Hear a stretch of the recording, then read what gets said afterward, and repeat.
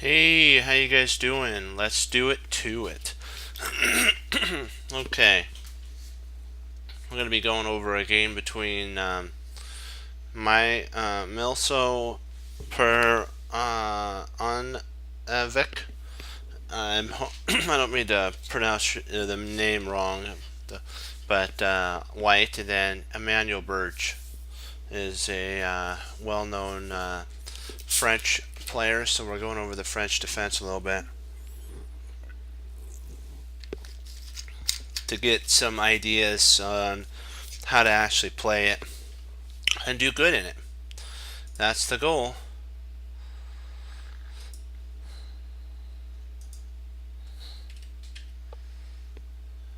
A4, A6, D4, D5.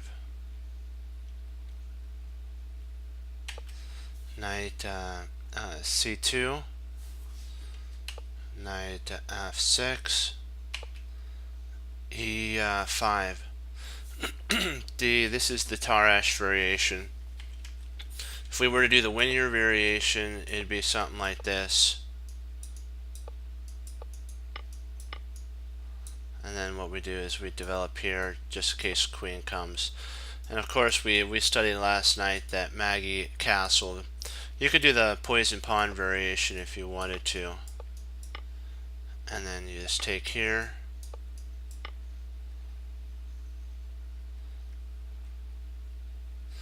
And then you have to remember that F is an important move.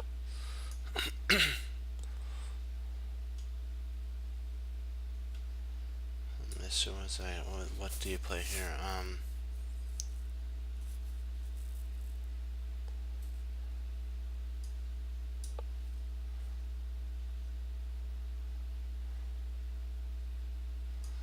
And you play here. If he plays H or A4, then you play up here, and you can actually go for the poison pawn variation of the Winier. So.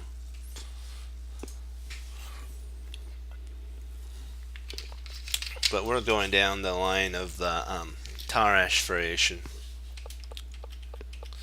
So it's a kind of reminds me of an advanced variation, but that White has given up one tempo. Excuse me. White has given up one tempo, and Black is also going to have to give up one tempo to go Knight D7, Bishop D3, and C5. So you kind of get the same type of setup, except there's no the C3 is a little bit different because the knight would love to be back on C1, so that when C3 is played after takes, that this knight could jump in. But now the knight's on a bad square, so we're going to play against our opponent's bad knight.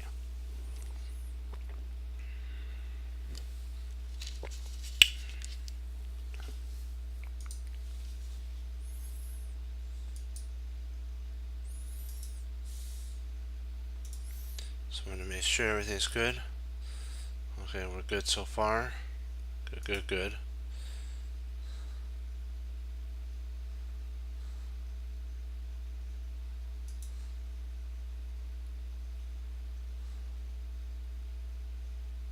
All right.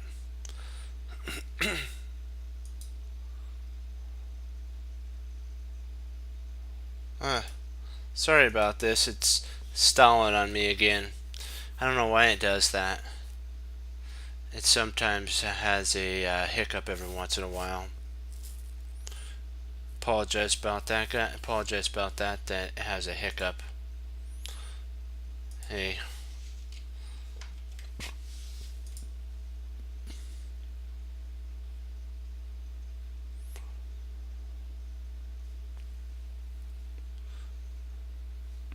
All right.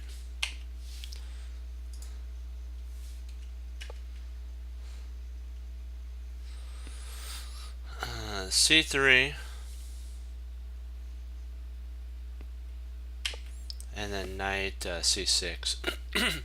It's kind of an awkward line of the Tarrasch variation, because usually they would develop either with the universal line or knight e2 instead of c3. c3 is also a playable line, just a little bit more passive.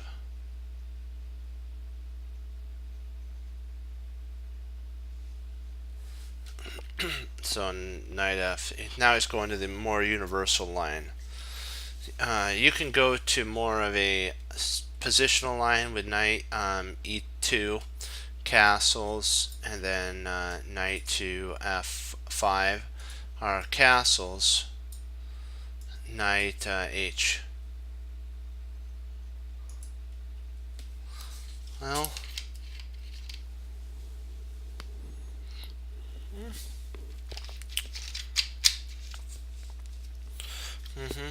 let me see here.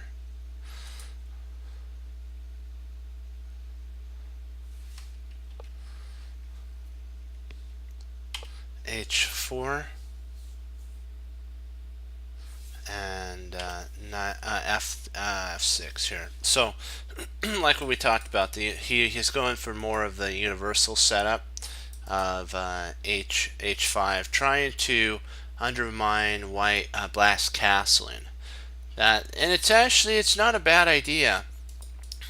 The only problem is white doesn't have a lot of pieces for an attack, so you can kind of tell that yes, white is a 2500, but white needs to get their knight evolved via either knight f1 to g3, and then have his bishop ready for an attack. So this knight is giving him a problem, and potentially he can actually come in via here, bishop comes up here, castle, queenside, and then say to black, what you're going to do, you've already advanced on the queen side. So black's like, so now a3, which I think this is slightly inferior here. I also didn't like really how eBurge played with this here, so I think he should have kind of kept his pawns like this and then tried to break with f6. This kind of makes him cramped too. So they're basically going to play a longer, drawn-out game. It's more now who can last the most. It's kind of like a guerrilla warfare setup, that who can attack at the right moment, choo choo choo choo choo, and they pop out. Like, see, look, this was a ambush. I'm gonna get you. Boom, right there. Castles, g5. And so I think he's gonna plan on. I think eBurge is planning on fianchettoing knight, not knight. Well, maybe he'll have to do that to get his bishop. It looks like he's kind of gonna be castling queenside. If it was me, I would either think of castling queenside or either playing king to e7. I have to get my pieces unwound too. So knight takes, and then takes, queen takes. He's got two pawns in between. What is a fianchetto? Oh, a fianchetto is back here. It's well, hold on. Let me do this takes, and then we'll have him play here. I'm just going to show you what it is. Okay, fianchetto is this, and let's just say he makes a move here. This is a fianchetto. It means that you push a pawn, you put your bishop along the a8 to h1 diagonal, or h8 to a1 diagonal. It just makes your bishop. Then there's something called the advanced fianchetto, which is a6. It's when instead of you doing just a normal fianchetto position, which would be on b7, a6 is called the advanced fianchetto because of it's all the way out. It's more of a you're more exposed basically to the elements of the weather. If you were going to think of an army, this makes it less exposed, so that the rook would have to basically attack this pawn. But if you come all the way out, a rook can actually take your bishop. But sometimes this is actually a good move because it covers key squares. But That's actually a fianchetto. You can do it on both sides of the board. Nakamura does it all the time in his blitz games. He has a fianchetto setup that he actually does all the time. It's a really quick way of developing your bishops to active squares without having to attack with to without with having to. You don't have to attack with your pawns at that point. It's more of a modern setup. It's the like Alekhine and those players would actually push their pawns in the center. Fianchetto in your bishops allows you to attack the center via this way. You can cross attack like that, and you don't have to. You're not then putting your pawns to a square that you may not want to put them on. You use your pieces as that. The only problem though is my teacher told me that it does weaken like h6 and f6, and it weakens c6 and a6. So you have to be okay with that. That if the bishop ever gets taken, those squares end up becoming really nice outposts for your opponent's knights, our bishops, our queens, and of course we've seen a lot of patterns from Reinfeld where a queen has come here or a bishop's come here, and there's been a mate right there. The mate has been right on either g7 or potentially b7. So queen g4. Now you get to see how if you play too passive and the queen can come around, you're gonna get smoked, as they say, totally attacked. Boom. Like this, white is so uncoordinated with his bishops, with their bishops, and this is now a weak point. Potentially a knight can come in and trade off, and then we could slide in and say mate. Well, I'm glad to help. That's why I'm here. F takes, knight takes f7.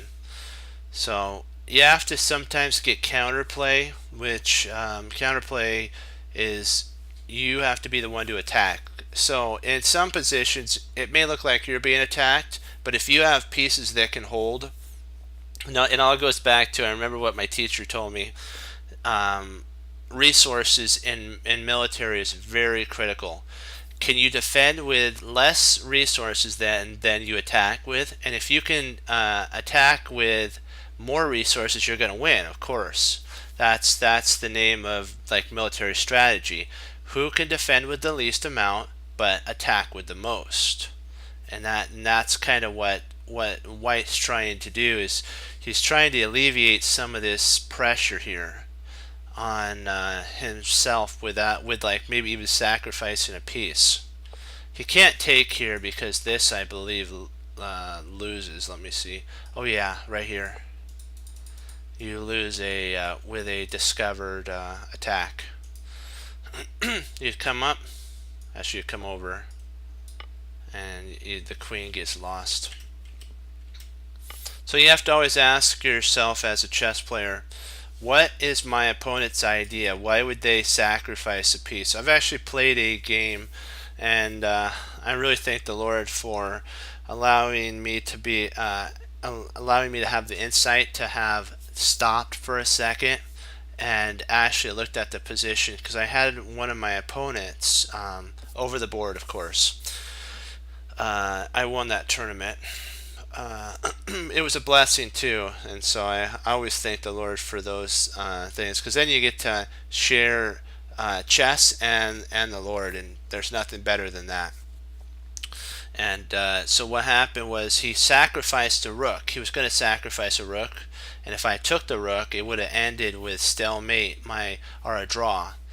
And then I would have lost. I was up a whole bishop. I actually was up 2 pawns. I had a bishop for he had 1 pawn for my bishop. No, I had a bishop for he has 1 pawn for, yeah. I had a rook and bishop, and I believe 5 pawns, and he had a rook 6 pawns. So I had a bishop that it was a light squared bishop, and he had tried to entice me to take it. It was a really interesting game. It was cool. It was a 80 move game. It was a long drawn out game, but I ended up trading down, and I got a queen and ended up checkmating. So some of those long games are pretty interesting, and they're very good for learning. I gotta say, I go over that game a lot because it teaches me that you don't have to win right away, and positional play is okay too. So knight takes here, and now the whole idea of the French is these two pawns, the e4 and the e5 and d4 pawns. These pawns here are vital to White's plan of space cramp, and they try to cramp into Black's position, causing a lot of chaos. But now that these pawns are gone, we can actually get them rolling. Even though they're hanging pawns, central hanging pawns, that we can play around those pawns and use them as kind of like bunkers to, we put our pieces here, we hit you there, we hit you here, we hit you there. It's kind of like safety spots. 1 second, let me get a drink. Okay, let's get back in this. So bishop e2. If you notice how many pieces are on defensive duty, 1, 2, 3, 4. How many pieces are on defensive duty for us? 1, 2. So in theory, we have 2 more attackers than our opponent has defending. And even this bishop is, if you want to think about it, it's defending this knight. So he has basically 5, actually 6. Would that be 6 pieces? That would be 6 pieces just defending his king alone, and we only have 2. These 2 pieces. So knight takes, bishop takes, queen h4. Now we'd be more than happy to, if they allowed us, let's say something like this here, we'd be more than happy to, come on, don't lag on me, right here, we'd be more than happy to trade a rook for 2 minor pieces, because now the attack has been diminished by our opponent. We don't have any more, he doesn't have any more attack on us, and we then can actually start our attack. We traded a rook for a knight and a bishop, which now we have enough pieces. We have 3 pieces to mate the king with, which is enough. That's why White played g3. Rook takes also is in this move you could do this move as well. Bishop takes, and then queen takes on g5. And so now, in my opinion, I believe Black's winning here. I think Black actually has a 1 game already. It's going to be just how much maneuvering that Emanuel Berge could do.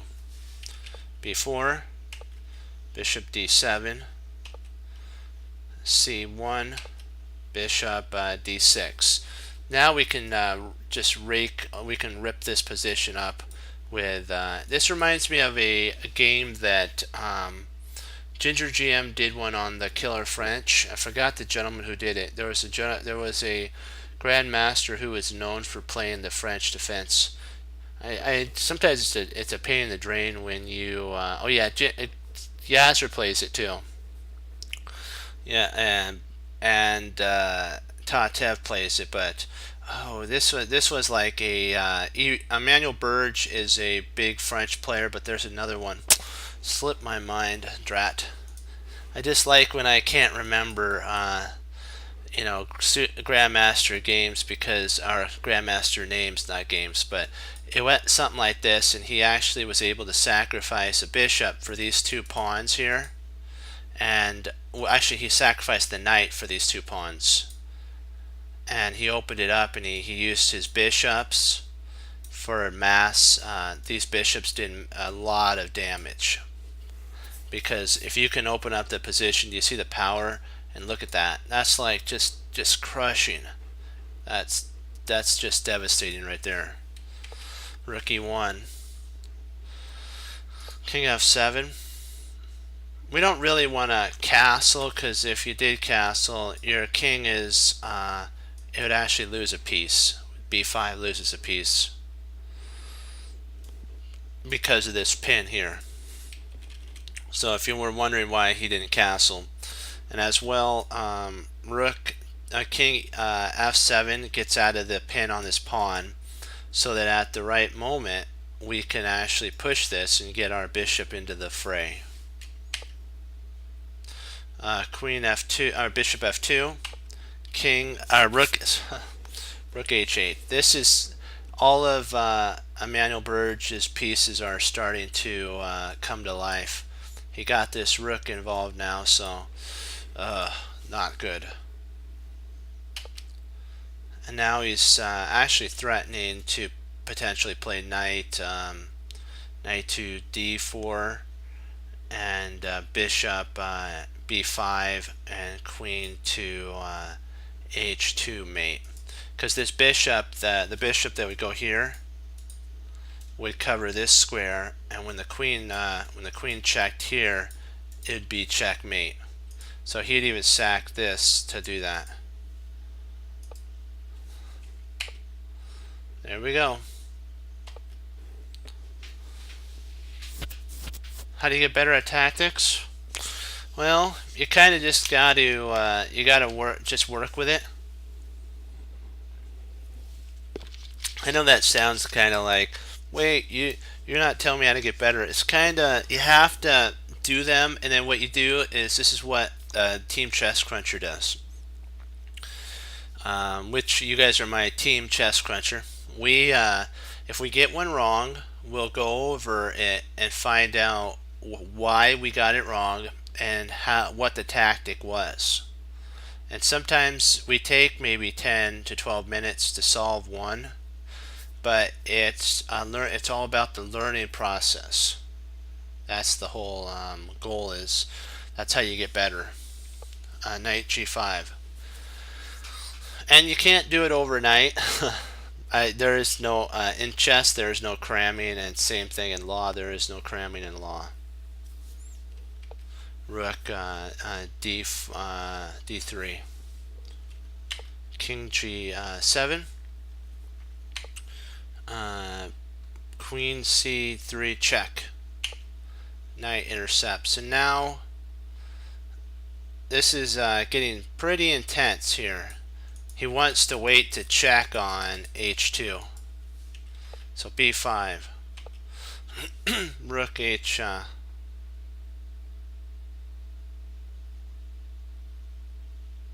Yeah, I guess the computers do brute force, so. But it's more of it's more you are training your brain to be better at calculating. So it's calculation. E5. Here we go. Now we're pushing to get our attack going. Queen takes, and then E4. Here we go. Now we're right as rain to come in for the attack. Rook there, and then bishop B. This was actually a blunder. Probably under time he blundered. Thinking this is bad too because of this tactic. The skewer. The old skewer. Game is sometimes won by a tactical pattern like forks, pins, skewers. There's a really good book if you're interested in learning the patterns. It's called Tactics from Scratch. The gentleman who wrote it, he teaches how the patterns work. And also there's Tactics for Kids. That's a really good one too. And look past the word kids, but that has tactics in it. And then there's one how to beat your dad at chess is also a really good one for pattern recognition. So here and there, I'm trying to figure out what would be the best move here. Let's see, what is the end? What I was just gonna see what the engine thinks, because I want to make sure I play the best move. Oh, that is okay. There we go. Okay, so that is the best move. Ah, doesn't matter. Still lands with a tactical pattern, and then basically you'd have to run here.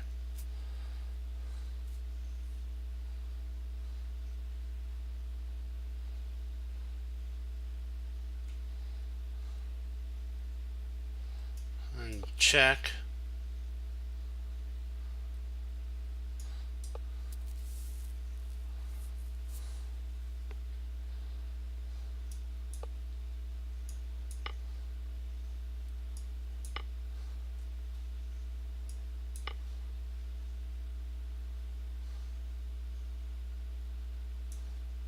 And then we have to come back to guard this bishop.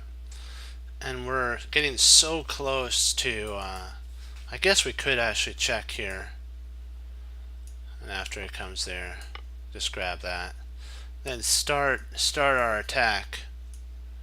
Start the final attack.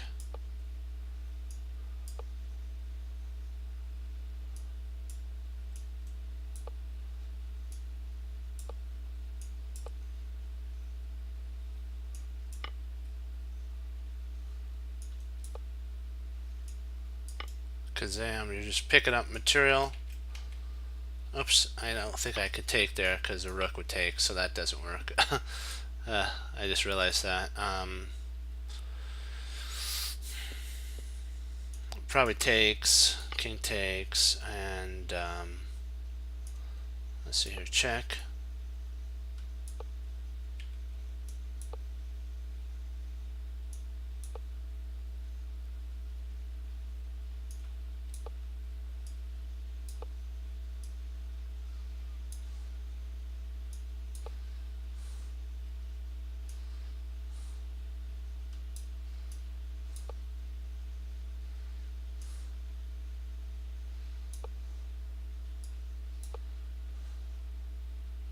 You're setting up basically for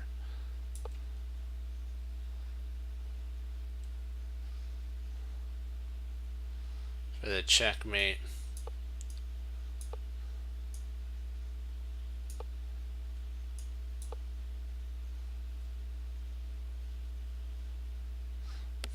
Trying to figure out how do we mate. Oh, mate 2, okay.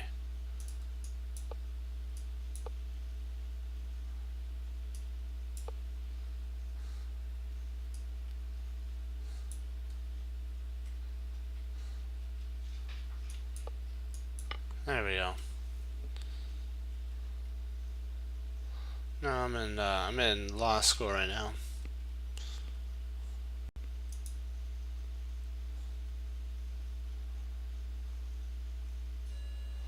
Let's oops, I gotta make sure everybody's on before we do it, because I always have a game we can take another look at and see the teams on. Alright, okay.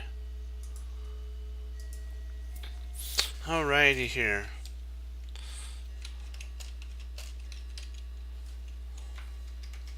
Are we ready?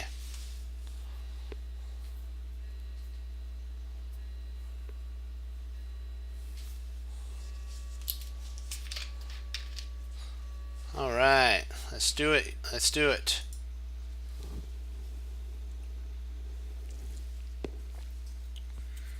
Yeah, chess helps with all fields. So if you're like in college or anything, it's really good for your testing and everything. It helps with all areas. So that's why I would I try to tell as many of my friends that I know about that to at least study some tactics a day.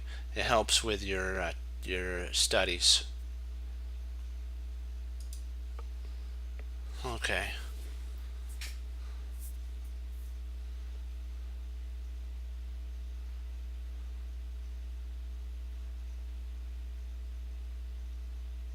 Oh boy, let me see here. But we have to always remember that the Lord's in control of everything too, so That's the big question of all, I guess, is to keep him at the forefront. I'm looking at potentially, is it this? I hope, am I missing something? Knight F3. Is Knight F3 a move? Take a look, because I want to, because my bishop and queen, my queen's on G3 and my bishop's on F4. I have a potential checkmate idea on H2. So I'm wondering if, and the reason I was thinking knight F3 is that attacks the rook. But, what am I overlooking here? Are we all ready?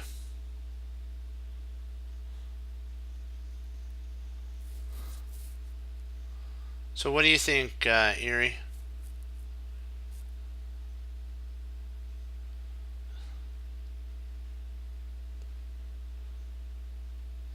We have just enough pieces for the attack. We have 3.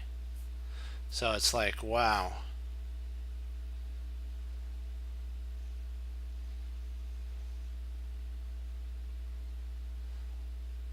My only concern about knight F3 is, could he play queen takes F4?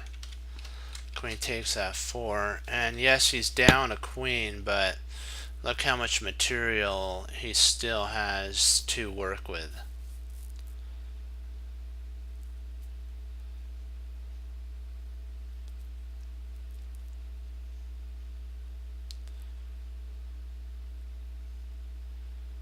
So maybe there is also, why didn't I think about this? Knight, there's, well, no, I guess that, would that work? I was thinking maybe knight G4. Knight G4, queen takes F4, queen takes F4.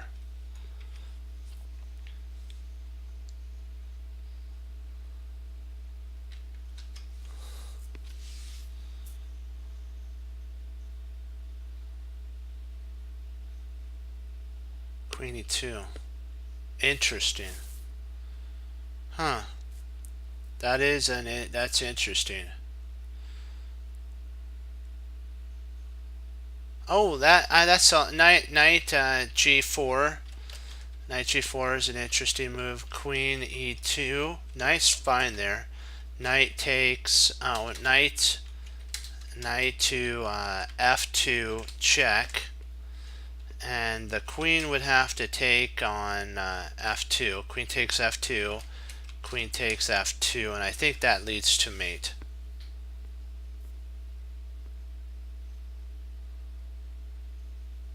I believe that leads to mate.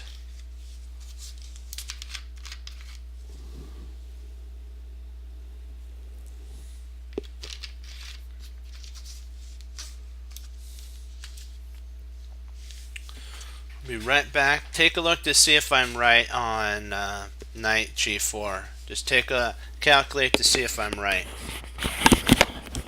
Sorry. I mean if we're right. Sorry, team.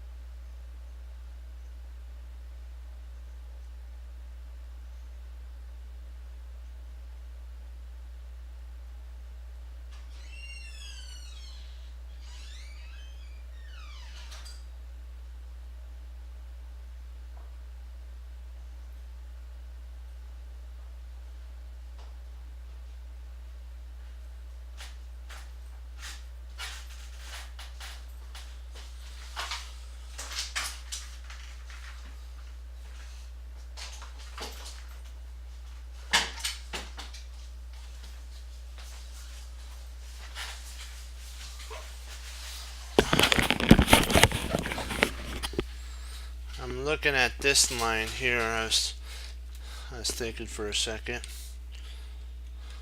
Bishop f3. Bishop, knight f3. Knight f3.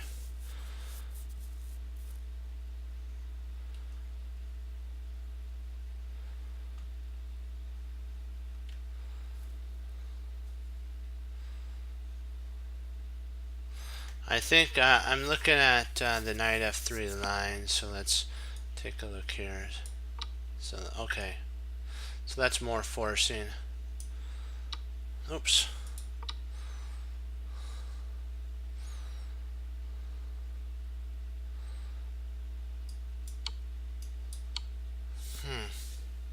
Drat, what did I... Huh, that was odd.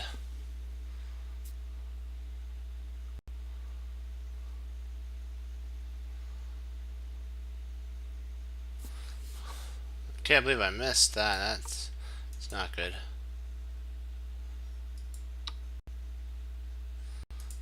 I thought for sure that he was going to try to play something like this to extend out the mating ideas with a bishop attack. That's kind of what I was looking at.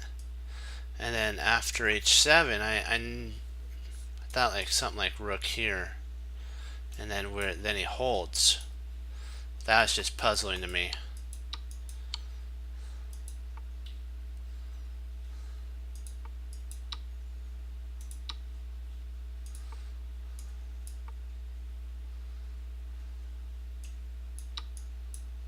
I think it's because the king can come out rook to e2, and then there's nothing really we can do at that point.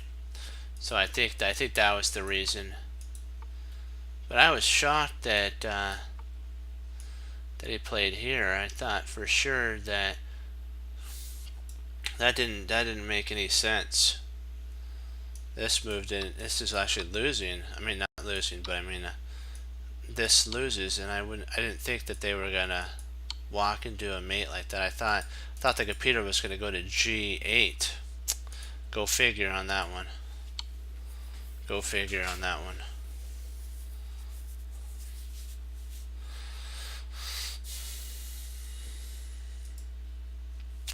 I had it all worked out in my head too. It's like, that was irritating. But guess what? We learn and we improve. So king f6. Let's see, king f6.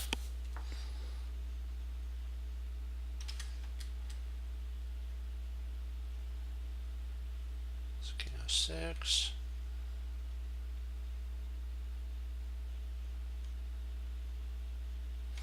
Then he has rook f8.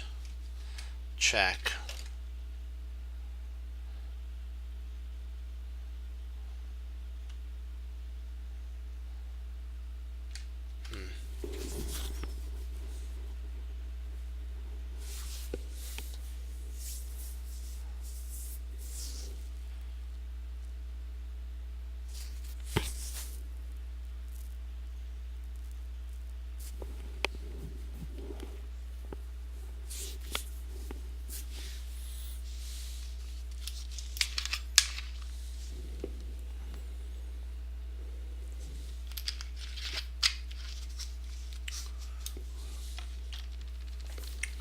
Rook f6, king f8.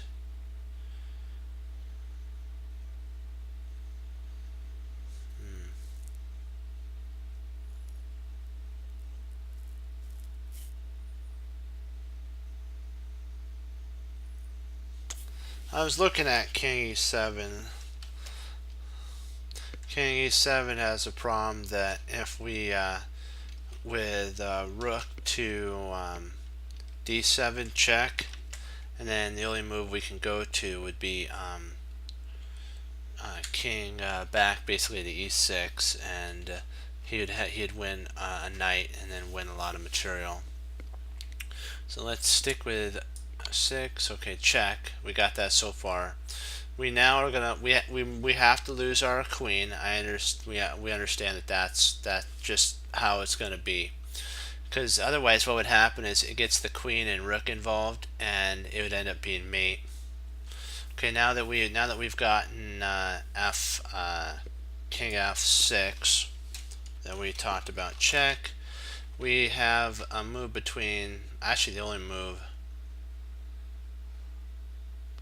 I'm thinking that there's two moves here that I was considering: king e7 or king g5. So let's take a look at each one. So king e7, queen could actually come to d8 and basically mate us. That ended mate. So king g5, rook takes f4, because we're going to lose our that anyways.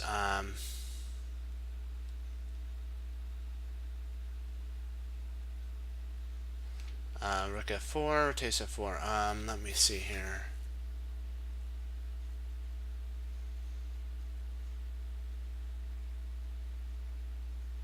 And then we play knight f5 check. The king has to go to g8, and then knight goes to e7 check with a fork, and we win back the material.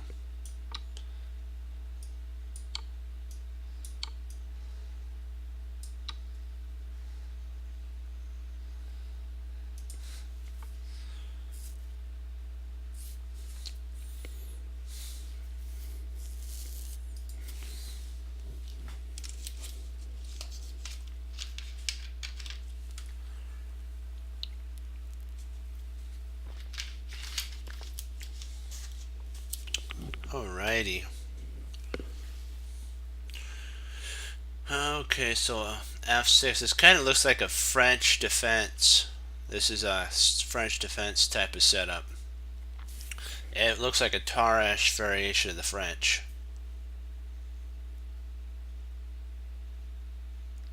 So,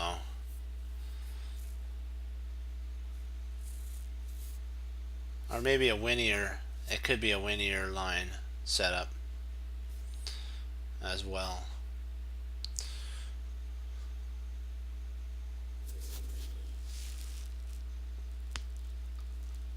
Let me see here.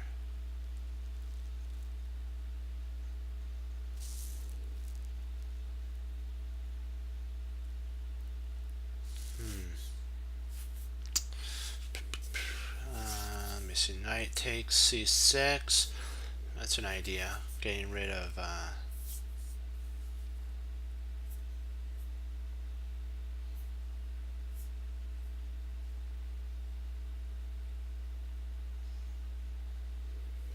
trying to see how we can take scope here.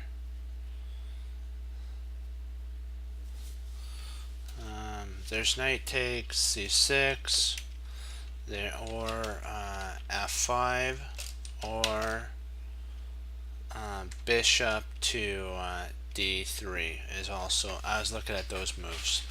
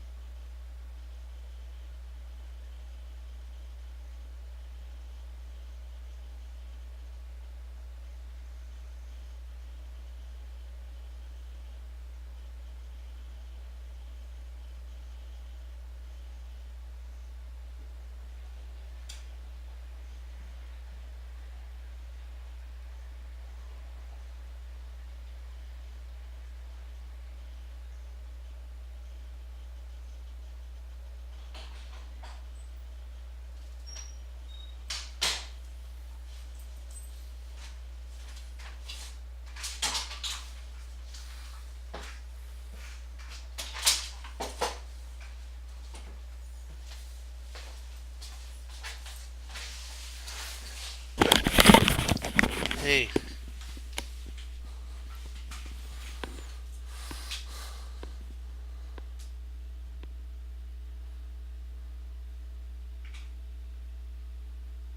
Well, I'll think about it, okay? I'll we'll look into it.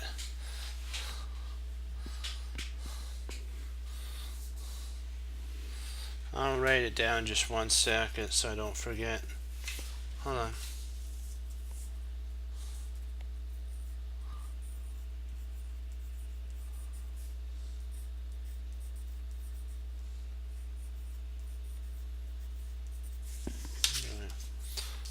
There we go. Okay.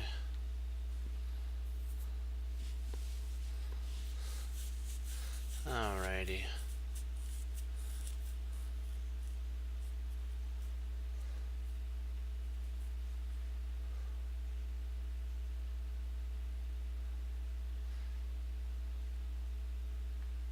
So there's a tactic on. So another line, okay, that was proposed is knight takes d5. Takes d5.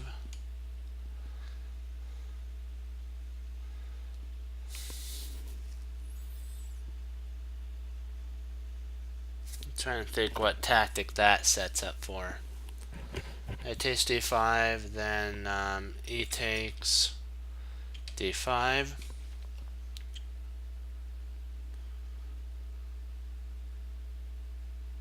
Ooh, knight, knight f5. Knight f5, which attacks the queen. That attacks the queen, so then queen f7. We have bishop to c4, which pins the queen. If queen takes c4, then queen takes g7 is mate. Okay, I got it now. Oops, I forgot the pawn was here. Let me see here. Oh, I think it still works, but I have to, rather than the bishop move. Come on. Paste rather than the bishop move. It's a pawn.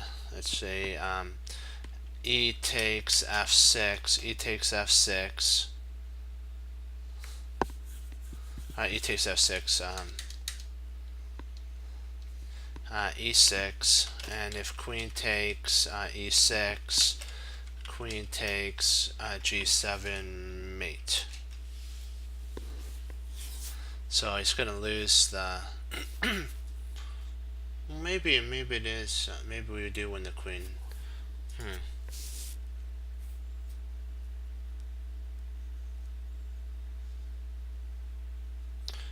That is a playable idea.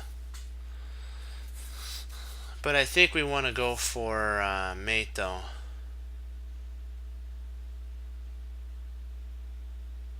Yeah, I guess that would win the queen, wouldn't it? Maybe that was the whole idea. Now that I look at it, e6 doesn't work because e6 and he's got queen g6, and then we don't have the ability of winning the queen anymore.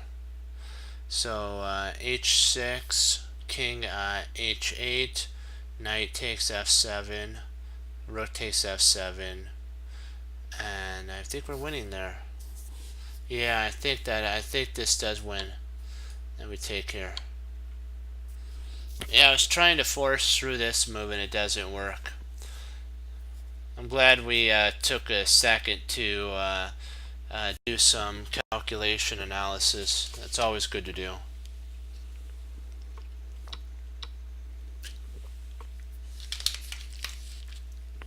Well, you always have to go over it. See, what I was trying to do is push this here, but then I realized that this is actually an equalizing move at this point. It doesn't really help with anything. So we actually lose a lot of material. This right here wins it on the spot for us. You take, rook takes, and then you actually can go e6 here with a fork. So you actually pick up even more material in that line. So I just realized that when you guys were talking about that, that actually goes into a forking line, which is pretty cool. That's why you should always Alekhine. I think Emmanuel Lasker also talked about it. You need to, if you see a good move, look to see if there's a better move, and sometimes if there's not a better move, go with the move you chose. But always consider two moves.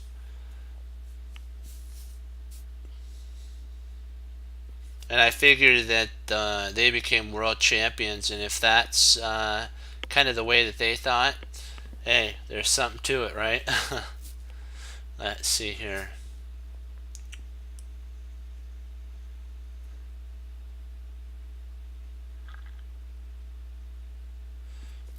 Let me see here. I'm trying to figure out. The queen's almost trapped.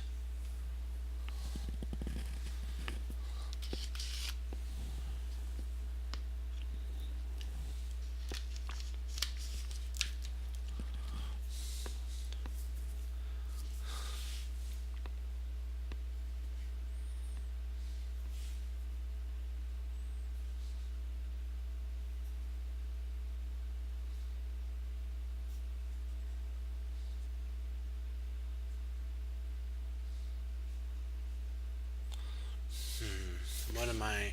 Oh, wait a second. No, that wouldn't work. I was trying to see if I couldn't get my queen into h3 to g2, but I realized that the knight's pinned. I mean, the knight's attacked at this moment. Boy, boy, boy.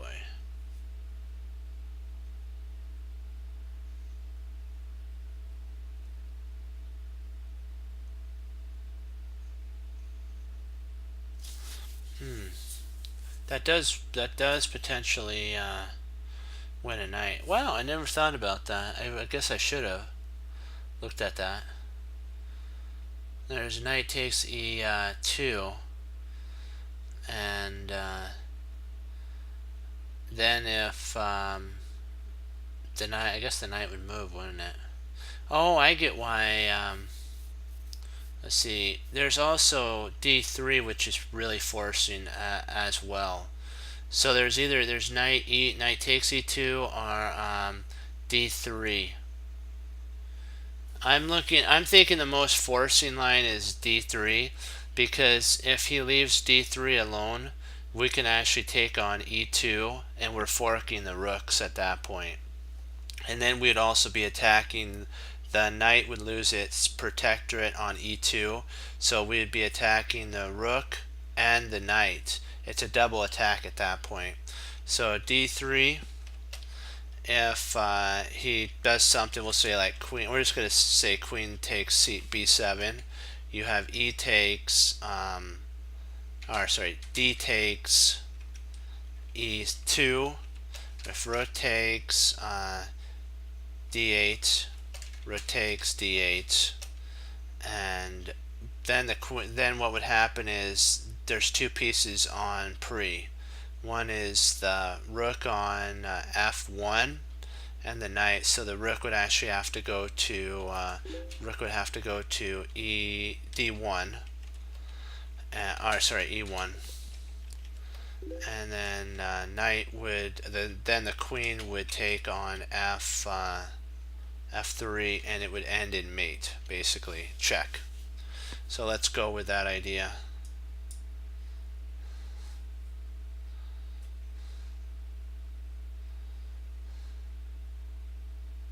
And we don't want to take with our knight, because we want to checkmate our opponent.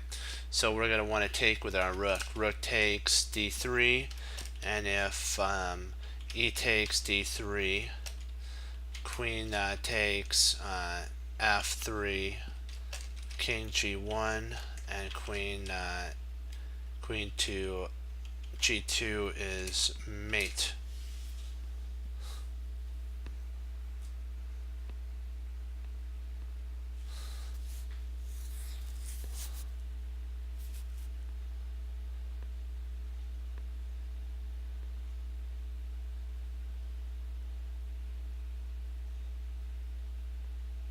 Well, might be missing something. Let's see. Rook takes d3. Hold on. Knight e5. Oops.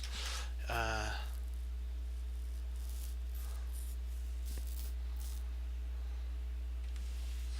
let's give it a go. Oops.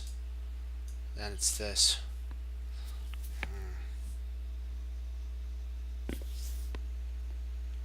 Oh, I should have seen that. That was my fault there. I was a little too hasty with taking. I should have seen this. Hold on.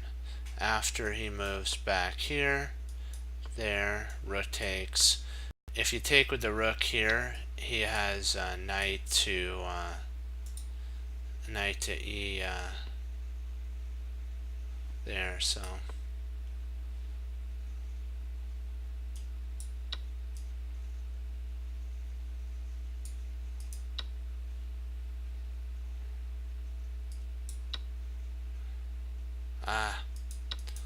the rook's being hung. I mean, knight is. Should have seen that. Drat. That's okay. We'll get it back. Just, you know what? We just got to make sure our trades are better. Well, I'll calculate better on the trades. Don't worry. We'll get it all back. Oh, the continuation on the correct line. Oh, it was knight takes. Knight takes the rook. You had to take the knight with the rook, and yeah, you had to take the knight with the rook because the knight was under attack with on the G pawn. So it was actually a slip on my part. I forgot that the knight was under attack. I have to always keep that in my forefront.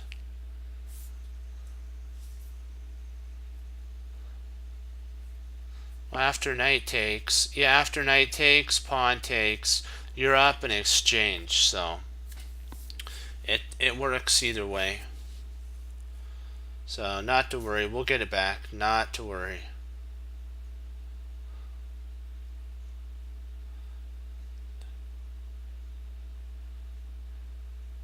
You have to make sure that taking's right. Ooh, that's a cool.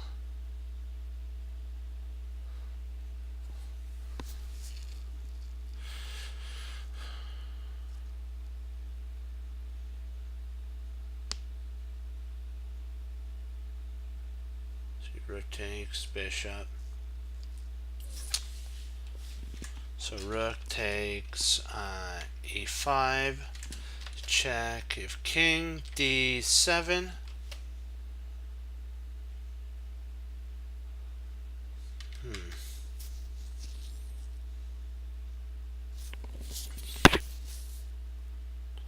What do we do then? That's one thing we have to.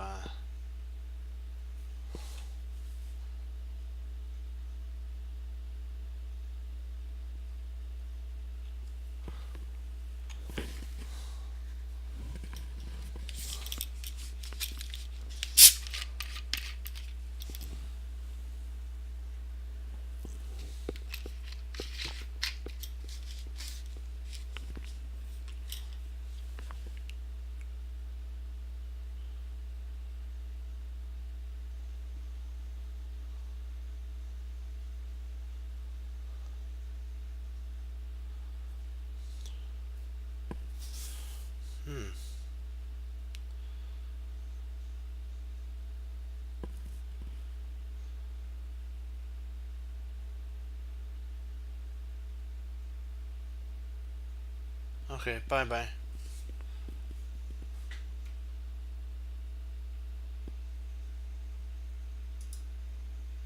Hold on 1 second. Let me see what was sent.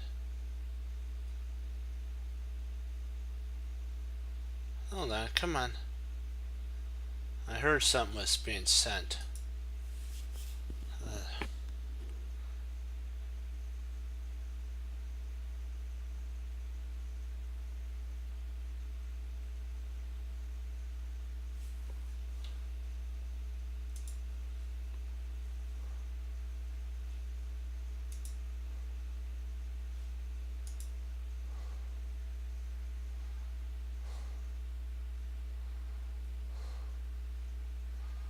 Okay, well, I'll look at following Speed Chess Champion. Well, I'll look into that.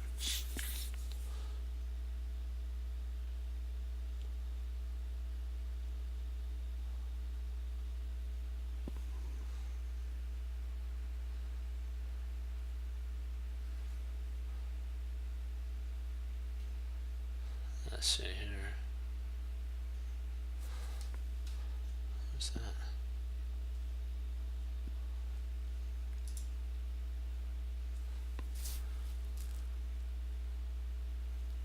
What do you guys think? Do you think it's rook takes e5? I'm thinking about that. e4? That makes more sense. Makes more sense here.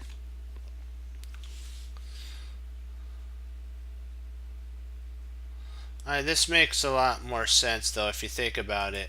You're bringing your most powerful piece into the fray.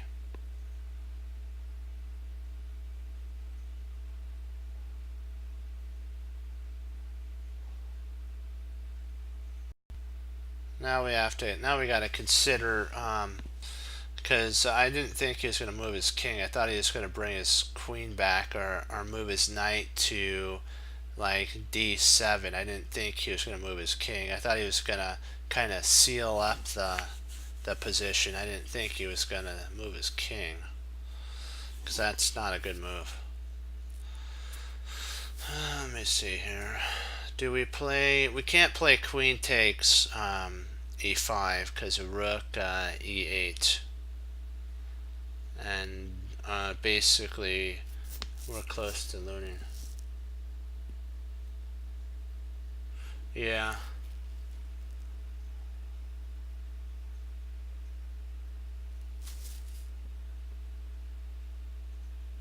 Oh, I get it. Yeah, silly me. Queen takes e5. If rook e8, then we play queen takes c3. Ah, silly me. This is actually a good move here. Oh, so he played knight there. Okay. Because we were going to come back, and if he didn't do that, if he brought his rook over, I was going to come back and grab this rook on c3. They're all spoiling our fun, aren't they? I think now we can play rook takes e4, and if d takes e4, queen takes c3. I believe that actually would win material as well. That wins a rook, I think, or a knight. Yeah, I believe we actually win a knight in that line there. And then we win there. Yep. It's removing the guard and taking control at that point. We gotta get some more of those, and we gotta be more speedier. I have to get quicker on my thing here.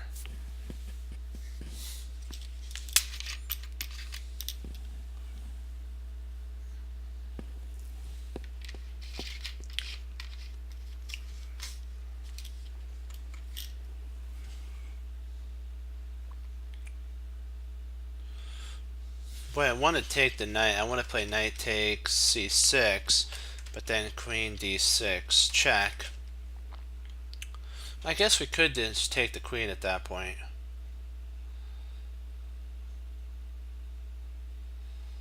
Queen d6, then we can play queen takes d6, c takes d6, and knight to b5 or something like that. Maybe knight b5. No, the bishop would take. What was I thinking? The bishop protects the knight on c6. Drat.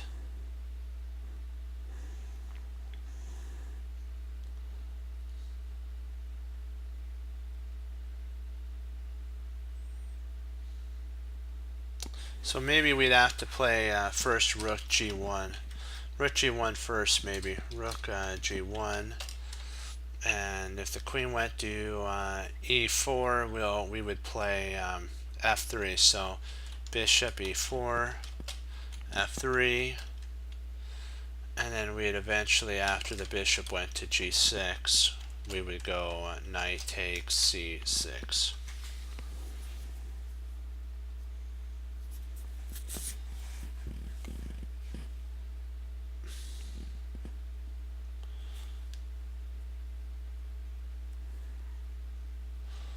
Then if rook g1, queen h3, we play knight takes c6 as well.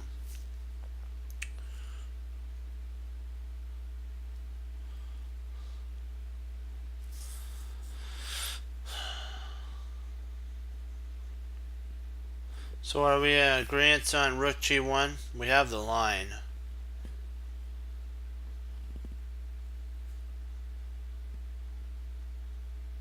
What do you guys think?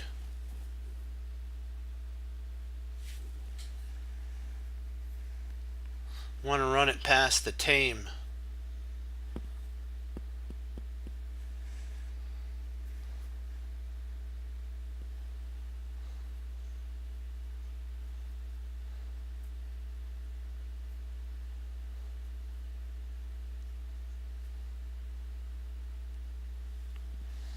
What's the team say? Is it a yes or a no on rook to g1?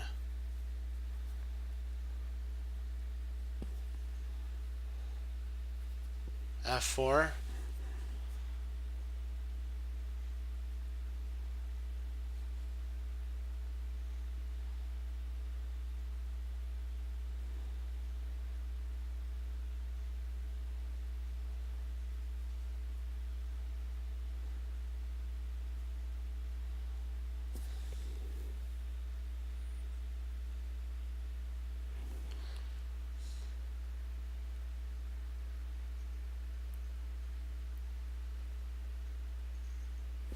Well, let's see, f4.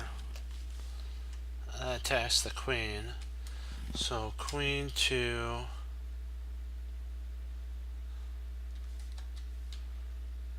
Oh, it depends.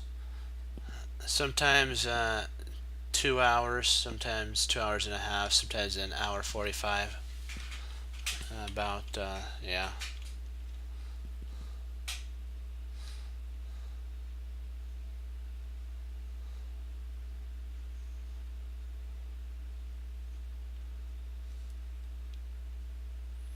So f4.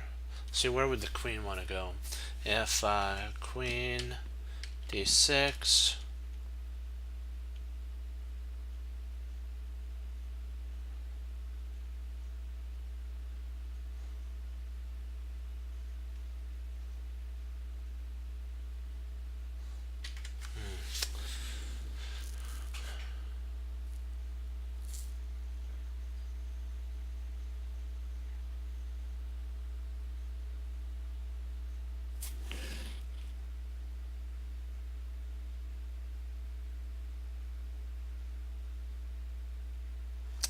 I'm thinking that kicks the queen back.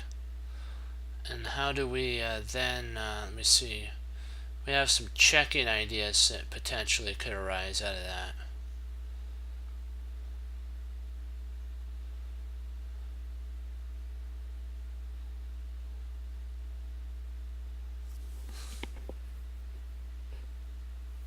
Let's give it a try. Whoa, he played over there. Yikesies. I don't know if that was a...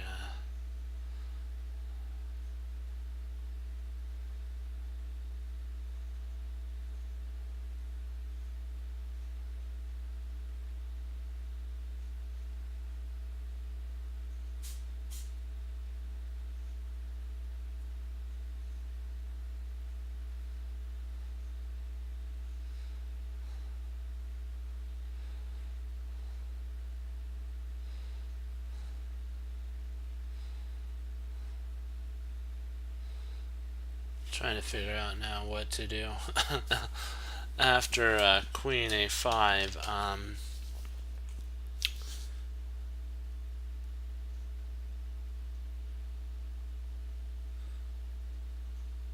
We do have knight. Knight could actually go to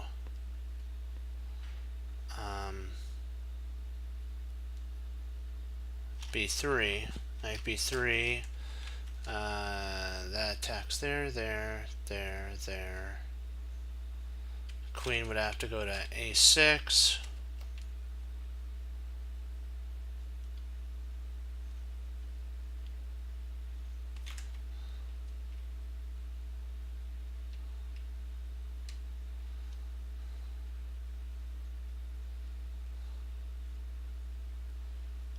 c5 maybe.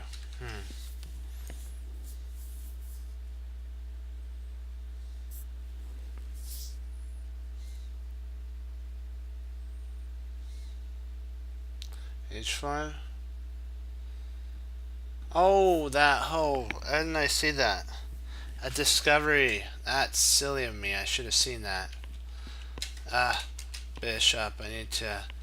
Bishop c5. Check. Queen takes c5 or h5. Queen takes g2. That makes sense. I should have seen that. That's what the setup is. Should have seen that one. Silly me. And then this is pinned, so if he tries to take, I'll show you. Then we actually take the rook. I'll show you. So if here, oops, he goes there.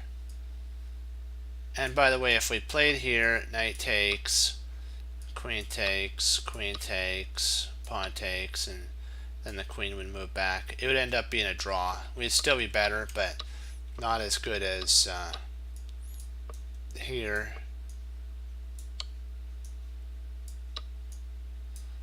Here. And if knight takes here, then we actually pick this up. It comes up, and then we take there. So that's kind of the idea.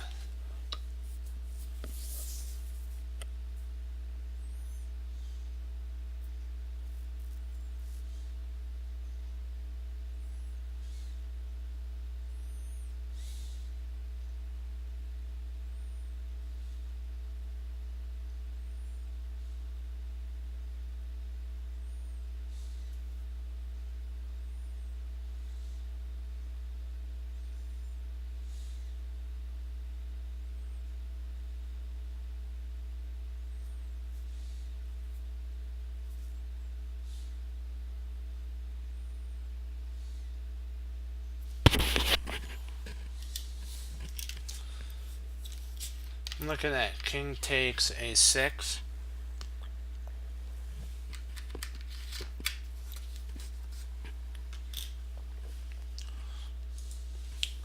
There's king takes a6.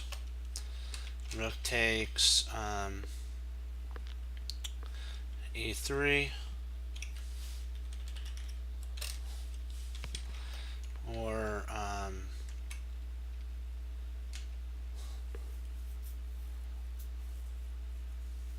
I think those are the only two that I can see.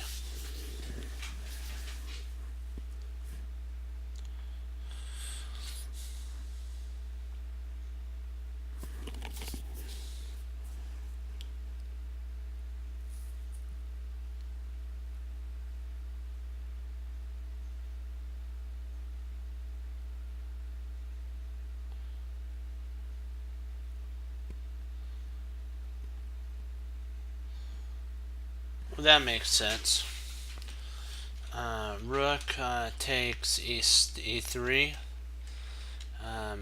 h2. Rook takes h2. Bishop takes h2. Rook e8 check. Bishop b8. And then king takes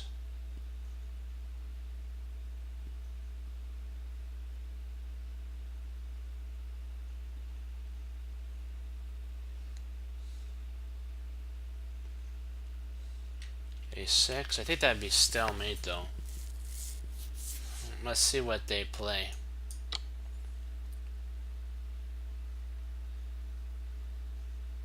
That was actually a blunder. King takes a6. Bishop takes e3.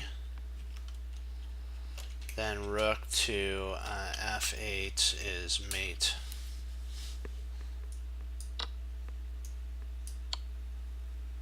That was a mistake. I think they could have held a draw.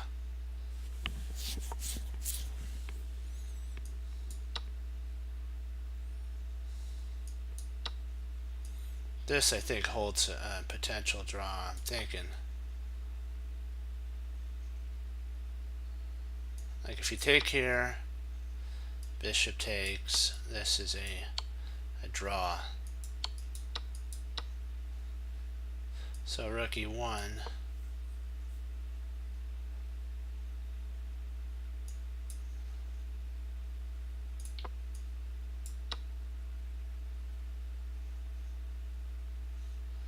Okay, I have to keep that in mind to put that pattern.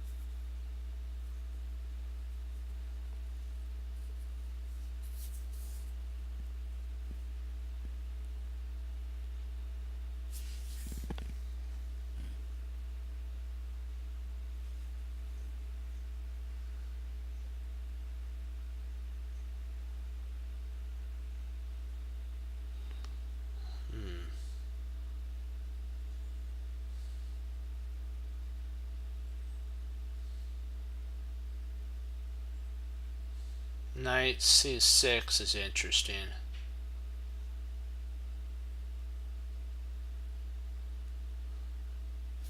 I'm thinking about knight c6 check.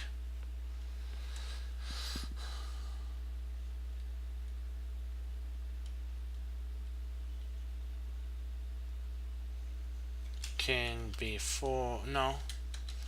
King b5. Knock that off. Yeah.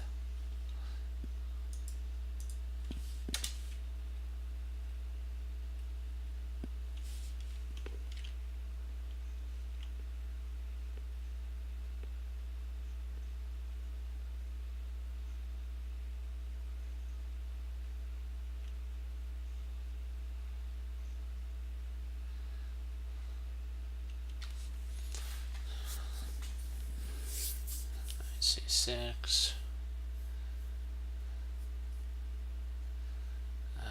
King b5.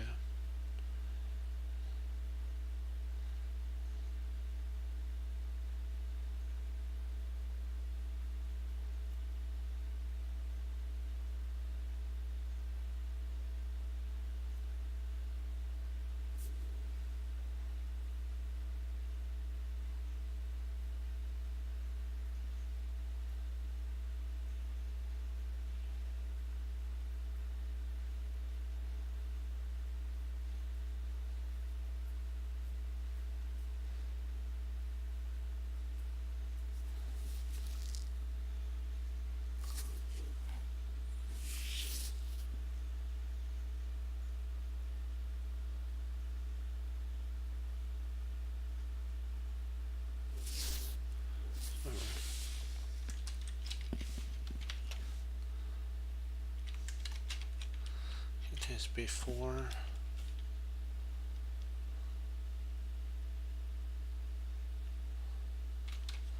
Rook takes b7. If king takes b3, rook takes b6, rook takes b6, and then f8 equals queen.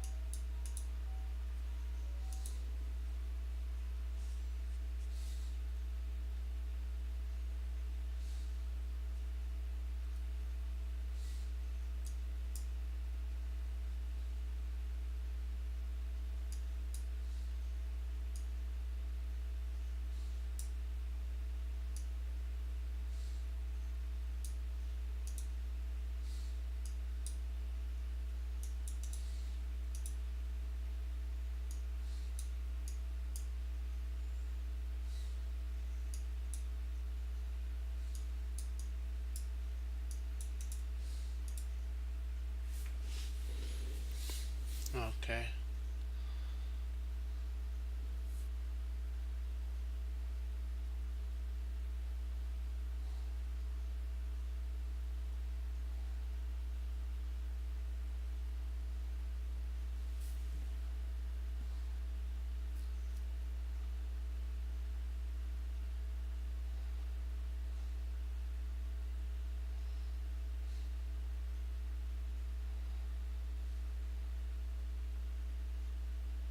Just a second. I want to get this one right.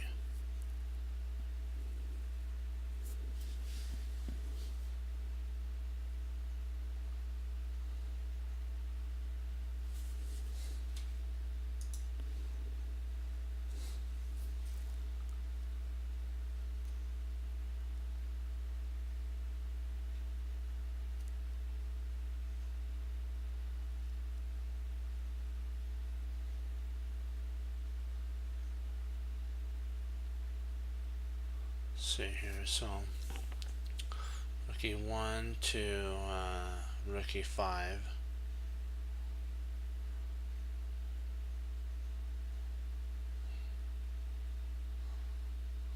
So we got bishop h3, check.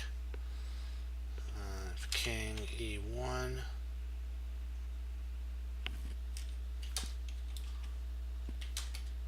King e1.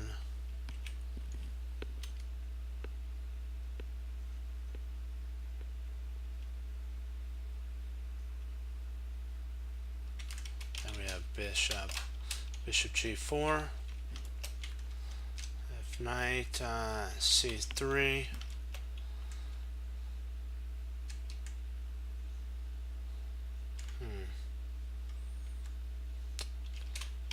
Maybe bishop h4 or g4 might be a good idea right now.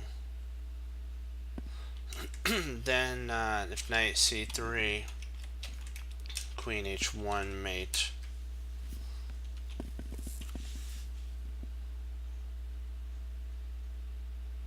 Yeah.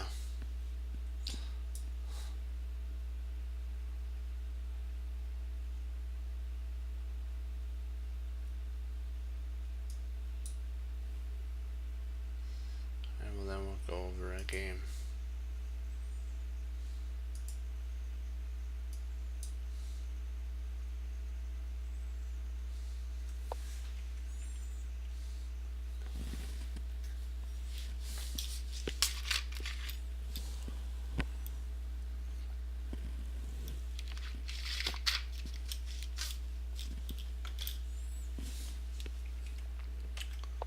Bishop e6, d4. So the advanced variation of the French. c3.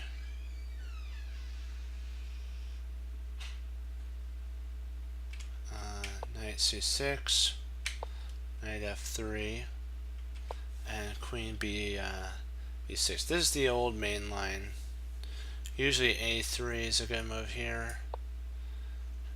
h6, so that if takes here, you can actually take here, and if takes there, you actually take here.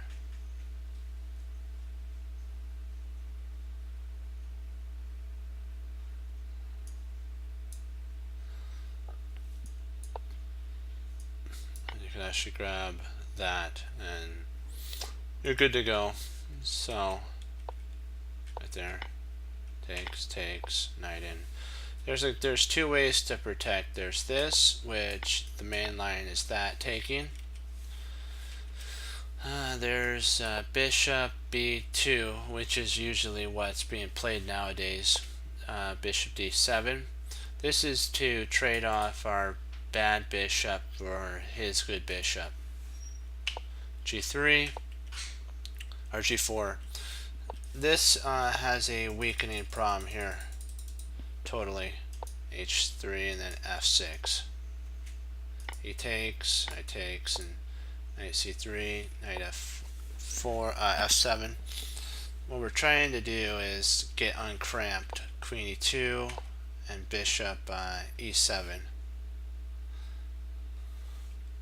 Rook a4, Queen retreats back. Everything's eyeing for the break on e5. Knight c5, castles, bishop g2, rook a, e8, castles, bishop d6.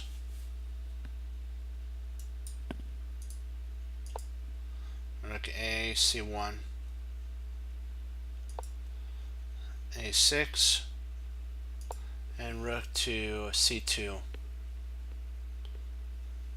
Bishop c8. Because we don't want to trade off. Not yet. ID. So everything's in Operation Hold at this moment.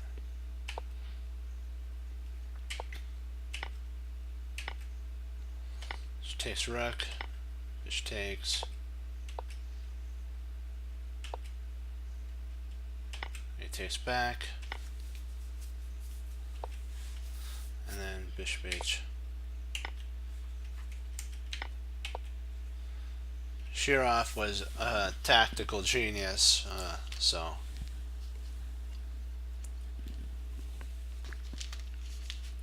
he had the thing my teacher told me of.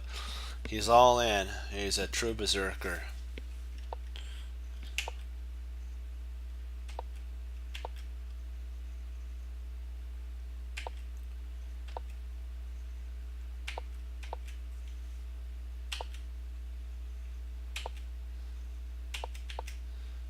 There we go. We got the break in.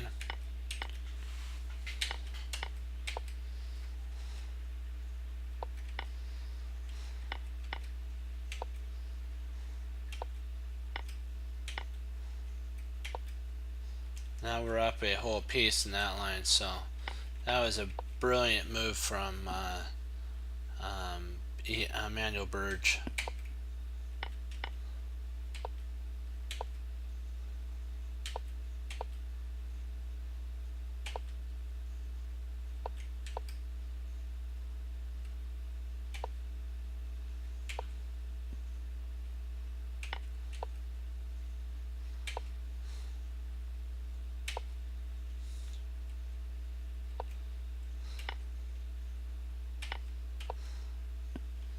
He's got Shirov's got 3 pawns for the piece.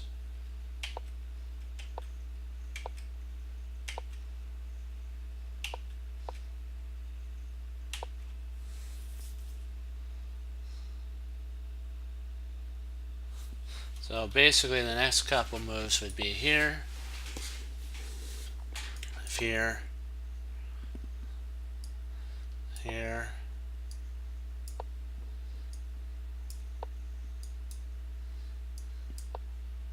that ended mate. So he'd have to come up the board.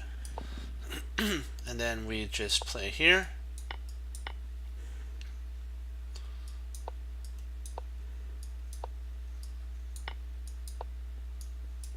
He's winning at that point. Okay, let's get back into the tactic mode. If you have any games you'd like to go over, just put them in and we'll do that.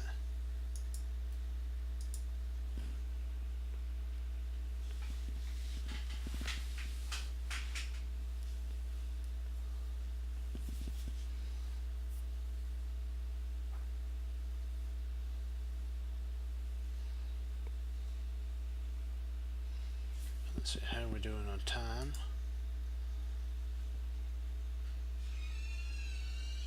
Alright, good. We'll do about 3 or 4 more and then I gotta log.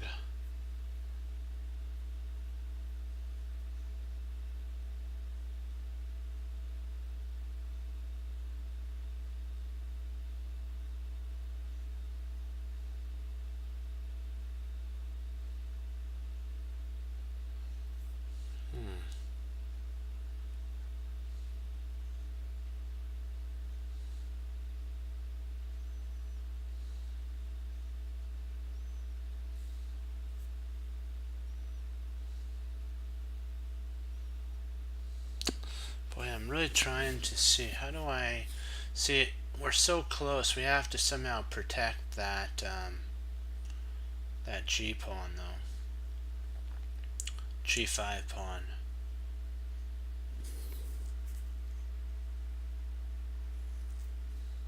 Or wait, could we actually come in at it a different angle? So bishop b5, bishop b5.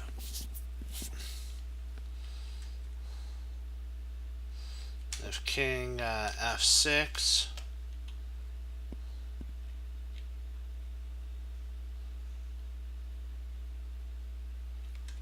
queen h6 check, king e7,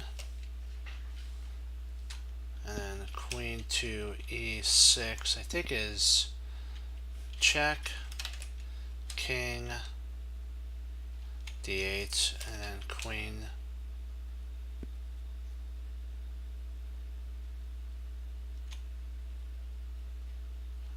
d7 mate.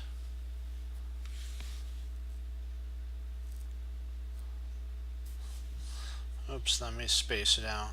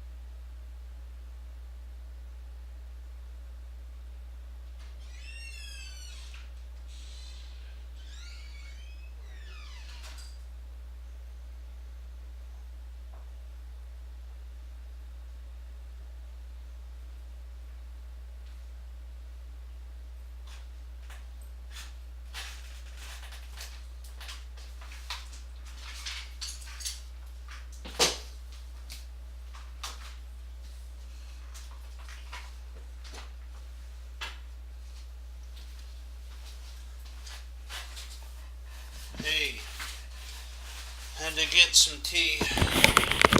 Had to get some tea real quick. So you have to keep hydrated.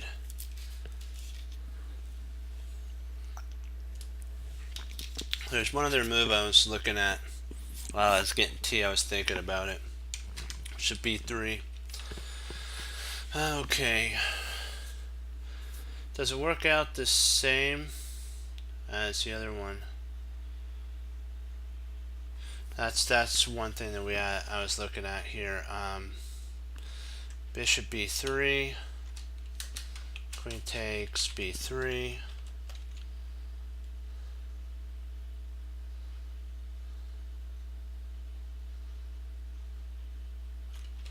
Queen F2 check.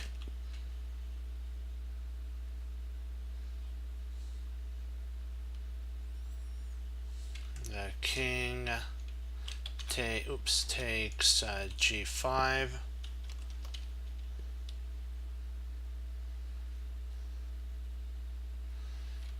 King G7.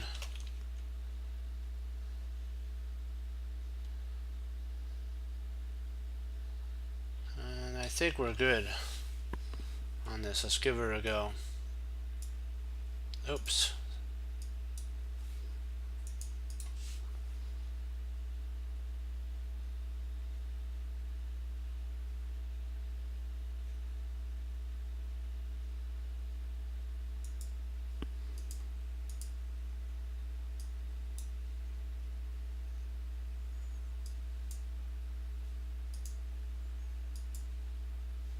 I'm not sure. What did I do wrong?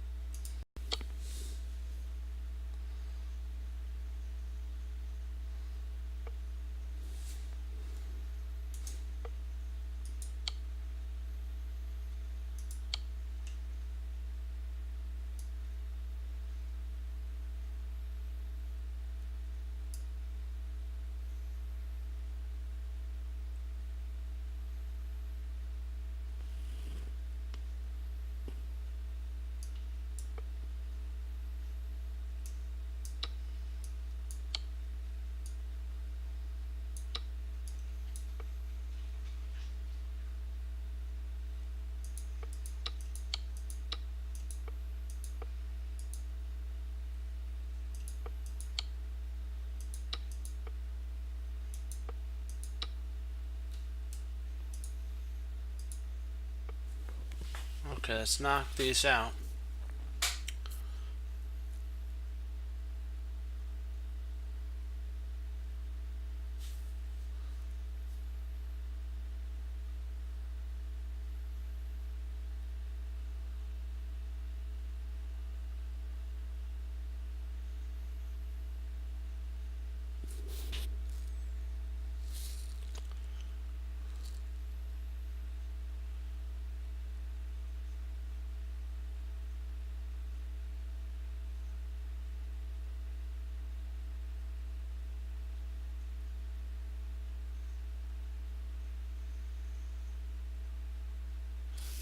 Let's see here.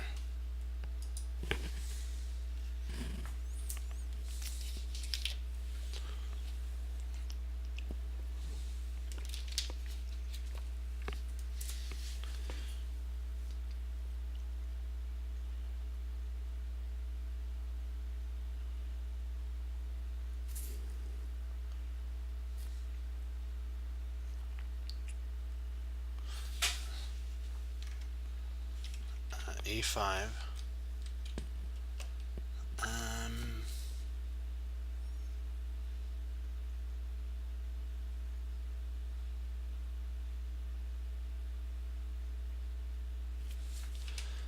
Knight D5.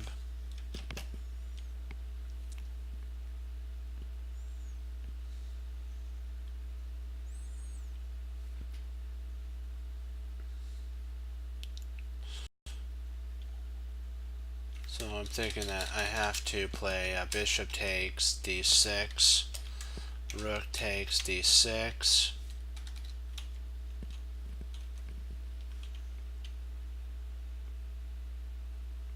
bishop takes D6, rook takes D6, E5.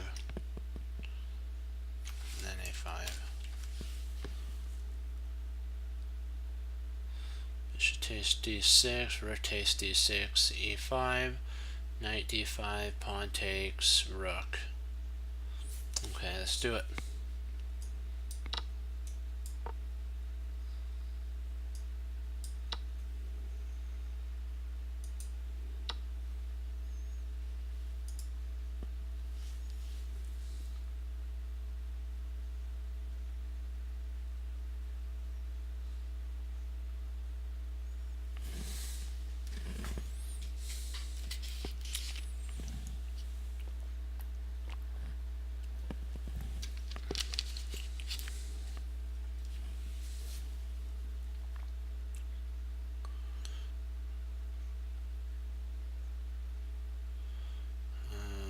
King b7, king d2, king c7, king takes e2, king d7, king f3. Let me write this down. King b7, king d2, king c7, king takes e2, king e7, king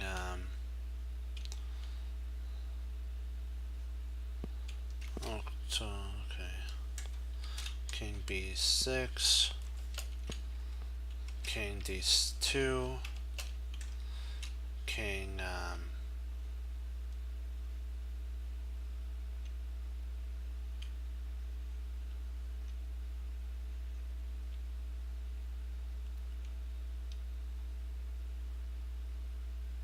king c5,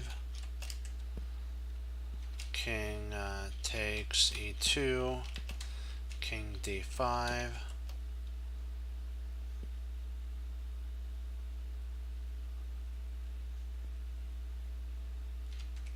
king f3, king take, king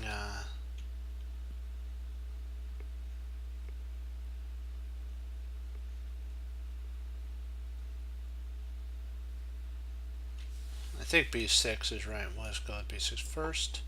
Oh, so he's going up the board. Okay, so that ruined my plan. So king c3.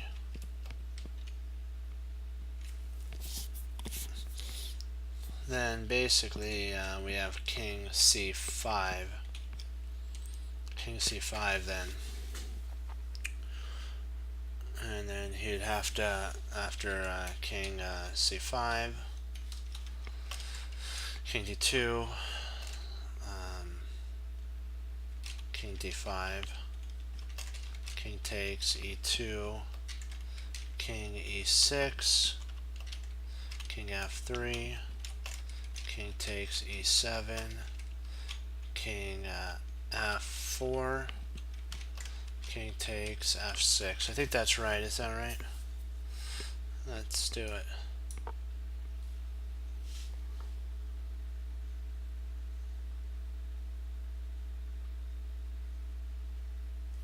We might be able to go e4 here. That might hold. Let's see about e4. e4, king e3. Right, king.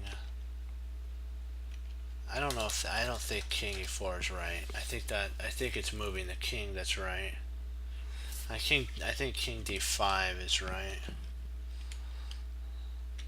I think c4 allows him to get too close, because c4, king e3, king e6, or e5, king d3, king e6, takes. Yeah, that would be losing. So king d5, I believe, has to be the only move. What say ye? Are we in agreement on king d5 or king e4? I'm not as I'm thinking king e5 so we can get the e6. King d5 so we can get the king e6. That's what I mean.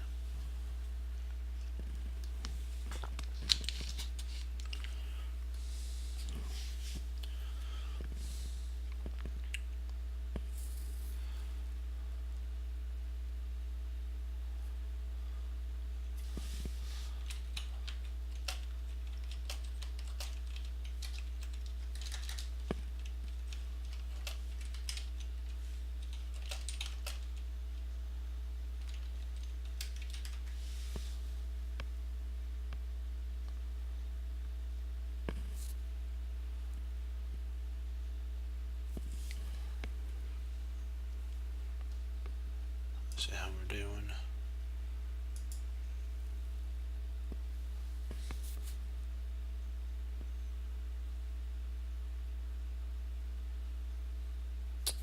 So what say? That's a little from Lord of the Rings.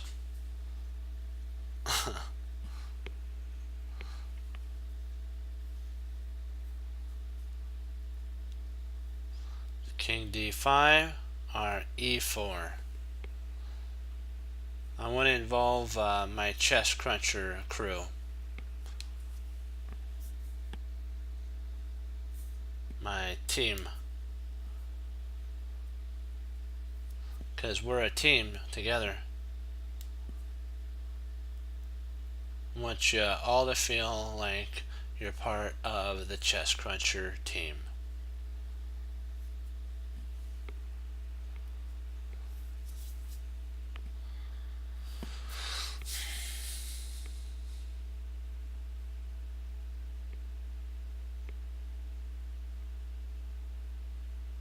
So what says the team?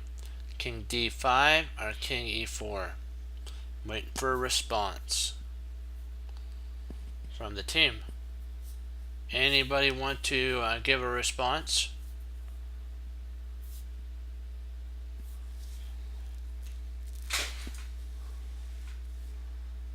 Anybody? Anybody on the other side want to give a response?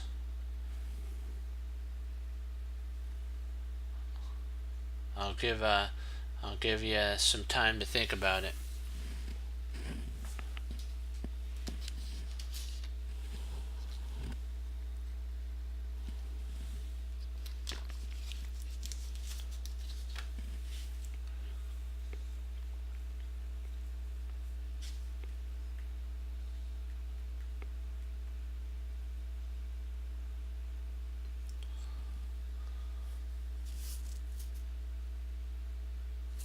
We got to make sure we're right, so calculate your lines out when you put them in.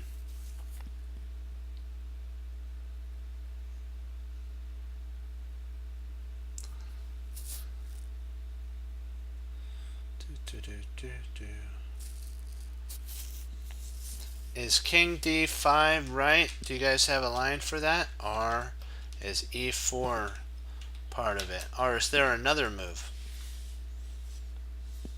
I'm going to keep throwing it out there for the team to make a decision. King e6 is good? Okay. So king e6. Let's see here. Then king takes e2.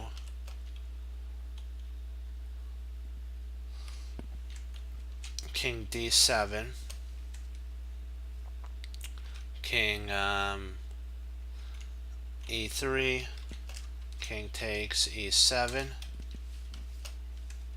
King e4. King takes f6. So let's see, because the team is thinking king e6. There we go. So, oh wow. So, okay.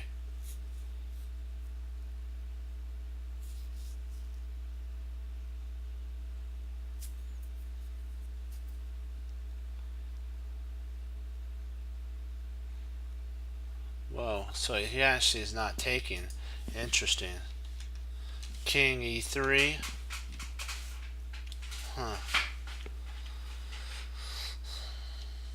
So we'd probably have to go back to king d5 at this point.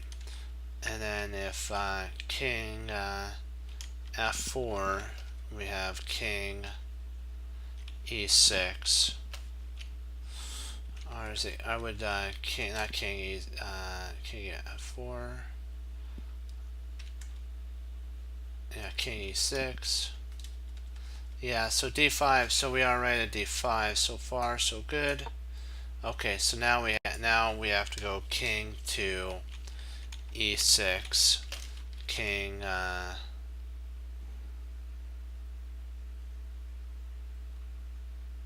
e4. Oh, wait a second. Why can't we just Can we go e4 here? Then king g4,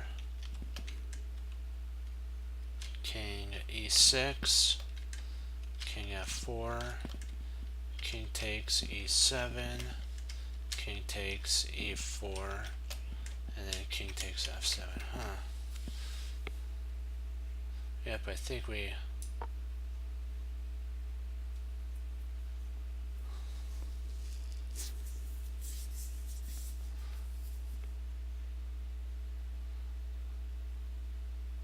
I think e3 forces him to take e3, and I think he's forced to take at that point. I think e3 is a force, so e3, king takes e3, king takes e7, king f4, king takes f6, but I'm thinking that's right.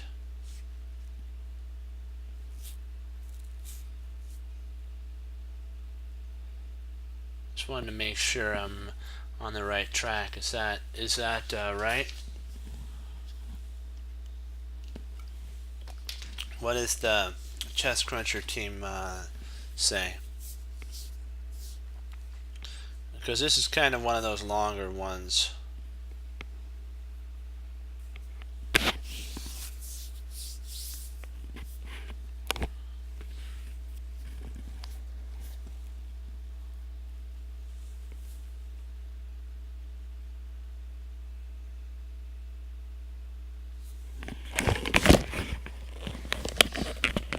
We're so close to getting it right. So what say you on e3? Yep. There we go. And we take. And then we take. Yay! Okay, perfect. We'll end on that one. We'll end on there. That's a good spot to call it. Nice work. 32 close to this is the Lord is great for sure. We're doing good, team. This was the rating of the puzzle. Congratulations on that. Okay. I will say adieu on this. Alright. That's a great spot to end on. Congratulations on solving. That was a really tough one.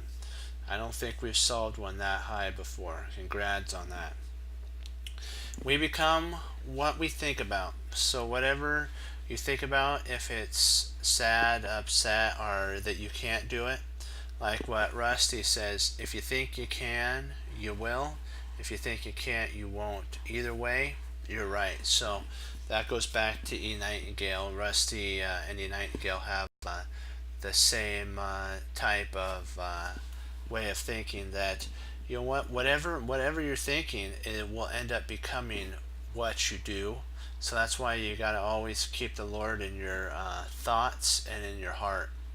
It's important that you do that, because you wanna do the best in your profession, and trust me, He'll help you. Sometimes it'll be like, why can't I do it now? You know what? All in timing, my friends. All in timing. Because same thing with chess. If you don't know the right move sequences and you get it out of whack, you'll end up losing 10 moves down the road. So just always keep that in mind when you're studying. Yazir Sarawan says every long journey begins with one small step. So that's the hardest thing to do, is to start with that small step of faith, that the Lord is the one that you're going to rely on. Bruce Lee says, knowing is not enough, you must apply, and willing is not enough, you must do. So if we want to know all things, the Lord's there to help you apply what He would have for you to do. And His will is what you should always desire to strive for. And then He'll give you the as they say, the map to do what you're supposed to do. And Bruce Lee also said there are no limits, there are plateaus, and you must not stay there. You must go beyond the plateau that you're at. Yeah, the Lord, sometimes we're on plateaus, but sometimes we get those hill moments that we get to go to the next zone of understanding, and that takes a little bit of time. So never feel like, oh, I'm not progressing. You are. It just takes time for our minds to catch up with our increase in, as Bruce Lee says, the plateau area. So don't doubt and don't fret. You'll go to the next plateau.